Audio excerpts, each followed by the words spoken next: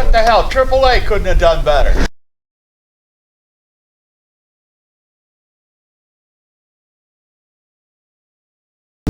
What in the world is this?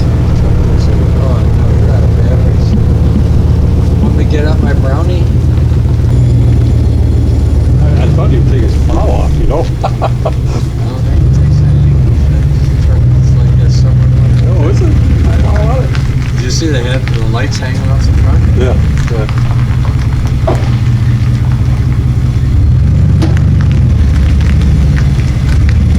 Is that car steered? Yeah.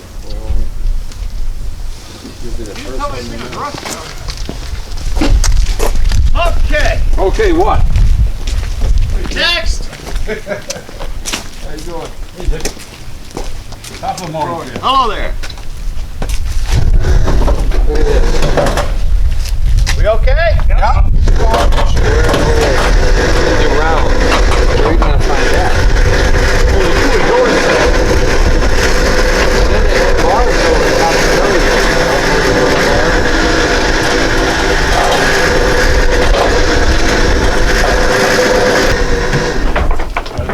Did you get all that? Yep. It didn't fall off.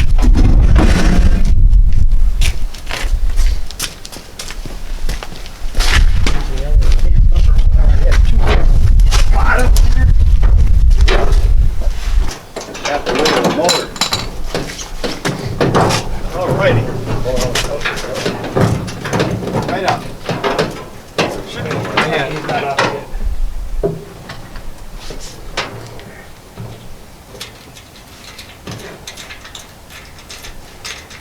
Okay.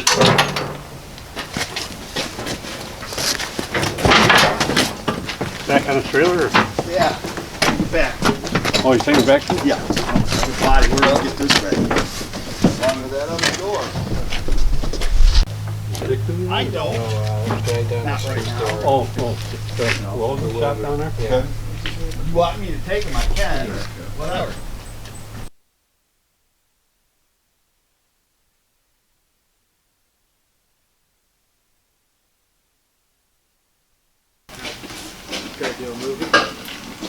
We're rolling.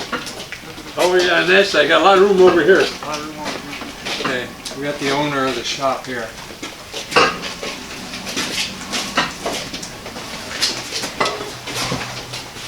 Come over this way a little bit, Josh, if you like. Yeah. This thing pushes pretty easy. Yeah, with 12 guys. I didn't realize it was so freaking rusty. Who agreed to this? Here, because I can probably pull it myself. Can I? Oh yeah. I rolled like a son of a gun. Look at that. You want to put some blocks on the back wheel or? Yeah.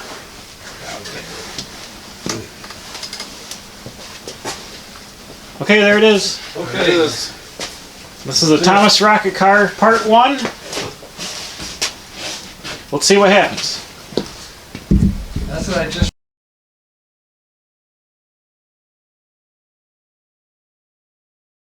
So I volunteered through a couple of guys I know that have been working on this project. I volunteered to do the rocker panels and the floorboards. Guy with a body shop in Batavia has been doing the body work on the outside. This car's sat in a junkyard for 20, 30 years and rotted the bottom of the car out pretty good. He's been doing body work, all this body work on the outside. The whole thing was sandblasted a couple years ago, but I like doing floors and rockers and stuff like that, so I told him bring it over here and I'd volunteer to do the floors and the rocker panels and the trunk floor and a couple other things for it. So I just got it here. I'm going to be working on it for a couple months. This will be my main project for a little while, till springtime, but I'm going to follow along. I'm going to do a whole series, history series on this. Hopefully I can get some more information on the history of the car. I know there's some original photographs.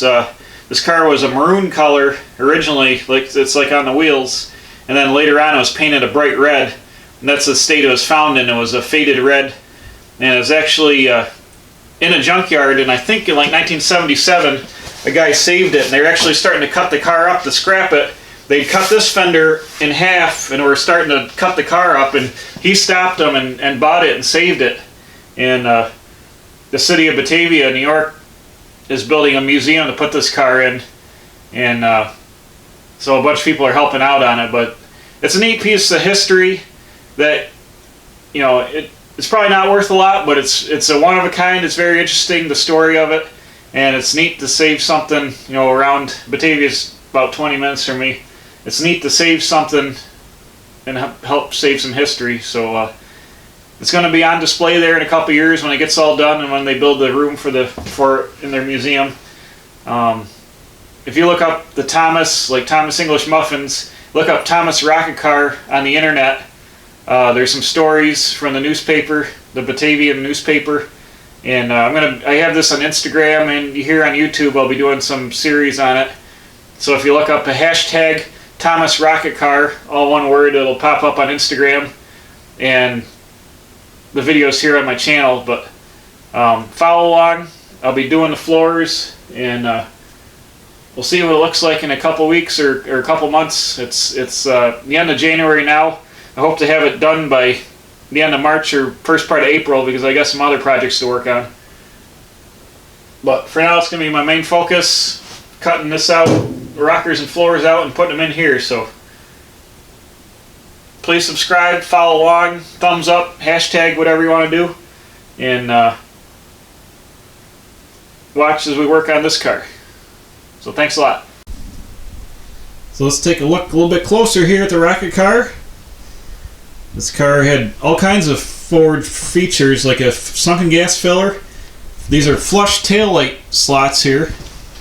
Here's a look at the trunk. A lot of bead roll, and this entire car was made by hand in 1938. The entire thing. It's got a Ford flathead drivetrain, but the guy went and took a Ford banjo rear end and made a four-wheel. He made a independent rear suspension out of it. He made a new independent front suspension using Ford I-beam axle parts. This thing was way ahead of its time. I'm going to be fixing the floors and the rocker panels and stuff. Here's the front floor and the toe board. See, the guy did like to do a lot of bead rolling. And the rear seat area here. One neat thing I found was a rear seat heater that ducts up to the engine and would have blown hot air under the back seat. I thought that was pretty cool. It had a custom padded dashboard, a 38 Ford banjo steering wheel and column. This is all entirely handmade. This car, the doors, the roof sections, or several sections of roof, hammer welded together. Now a company made a new front frame rails for it. This car's unibody, but this front suspension is nuts. It's got hydraulic brakes. The master cylinder is on the left and the clutch is on the right, and the linkages swap sides. This is the shifter, which it shifts under the dash by hand and fit the 37, 38 Ford transmission. It's got hydraulic lever action shocks, which look kind of like GM. I'm not sure what they are, but the front suspension here, they took like a 35 to 38 Ford front axle, cut it off, put hydraulic brakes from something else on it. It's got center steering where the tie rod go back to a cross shaft in the front. I'll steer it for you in a minute. The rest of the front suspension is a triangulated A-arm with a coil spring, and the triangle part of the A-arm comes back to the firewall. Where is it? Comes back to the firewall and then goes up to the Ford I-beam axle. It's really crazy. The car also had a full belly pan, which is mostly rotted away, but really interesting stuff. All custom, handmade in a garage in Batavia, New York. You can see the tie rods go left, pull in and pull out, and there's a cross shaft in the center. It's really pretty ingenious. The center steering combined with the independent suspension is crazy.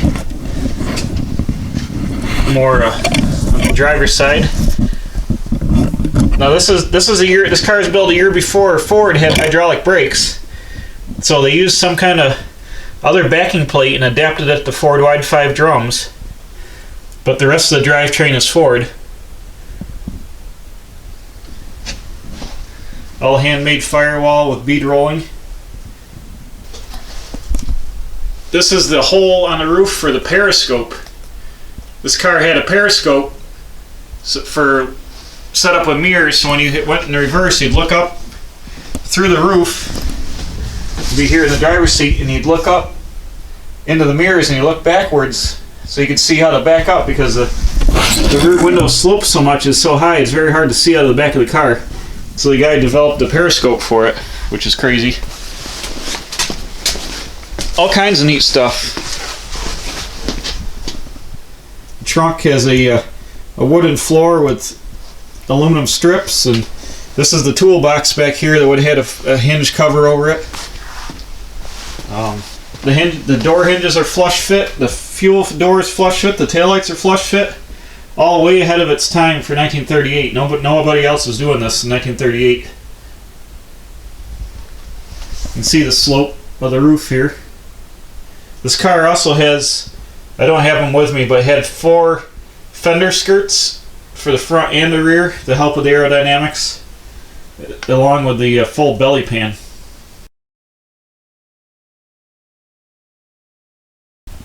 It's hard to see not being up in the air, but the independent rear suspension was a Ford Banjo rear end, solid mounted to the body of the car's unibody, and then custom made half shafts.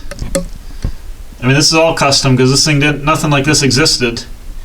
It's kind of hard to get a look at it with the belly pan, but once I get the gas tank and stuff, one of the drive shafts is missing on this side, but completely handmade. You can see the tube going up to the front to hold the lower control arm, or it would be a lower control arm. It looks like it's made out of pipe or a Ford drive shaft, torque tube drive shaft, but very, very interesting. Looks like also hydraulic shock back there. That round piece sticking out looks like a hydraulic shock going down to the rear end.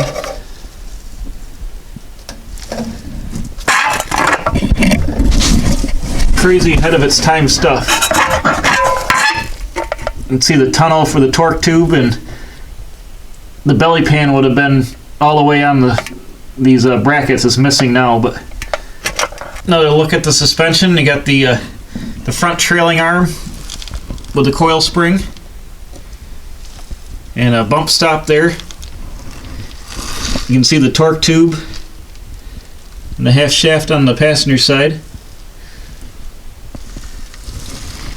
I'll be pulling the rear wheels off here. I'll get a better look at it later. You can see the front suspension hanging down here, and all this would have had a belly pan over it. That's the remnants of the belly pan there. But all completely handmade.